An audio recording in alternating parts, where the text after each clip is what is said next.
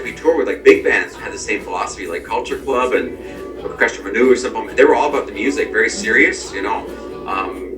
We were kind of like musical nerds, you know. We weren't into the partying and all that stuff too much, like some of the other hair bands were. But no, we were for the big part of the Spoons. We were still living at home. Parents, you know. Because it didn't make sense to have apartments or houses because we were always on the road.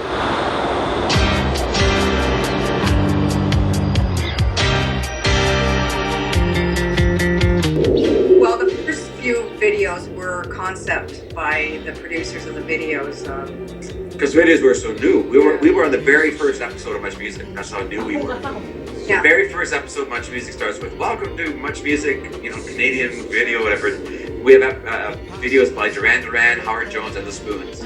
That's how new we were. We just happened to catch that wave. It was perfect timing. Yeah, but then when Romantic Traffic, when we went to do the video for that, that was totally in our control. We just went into the subway system in Toronto and just with one held hand camera and just made up the script as we went. It actually turned out, I think, to be our best video. I think it's almost better when you don't have too much of a script. You know, a lot of times they tend to try to make musicians actors, and they're not actors. You know, like playing on love scenes or whatever. It just perform and be yourselves. That's the best motto.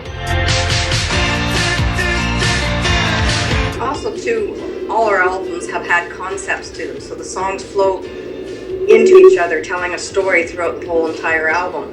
And you don't get that if you just download one song. I think it has something to do with listeners' attention span. I guess they don't have time for that anymore. They want one song quick, it's over, and then move on to somebody else. It's kind of sad in a way, I think. But at the same time, too, being from the 80s, all our fans are still tactile, and they want the CDs. They want vinyl. They want vinyl. They want it all. They want something physical rather than just, you know, downloading. I've never downloaded a song yet.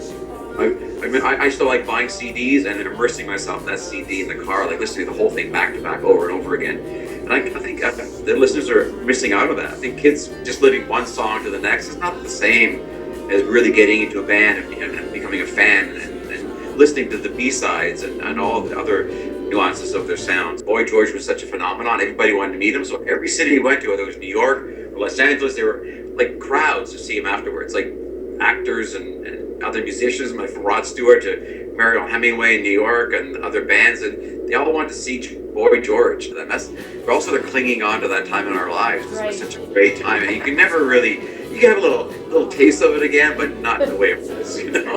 Oh, we love that when people come back afterwards to say, you know, we met during that song. That was our song in high school. Yeah. First made out on a couch for listening to all those are the stories we love to hear. That means we're sort of part of their lives forever and ever.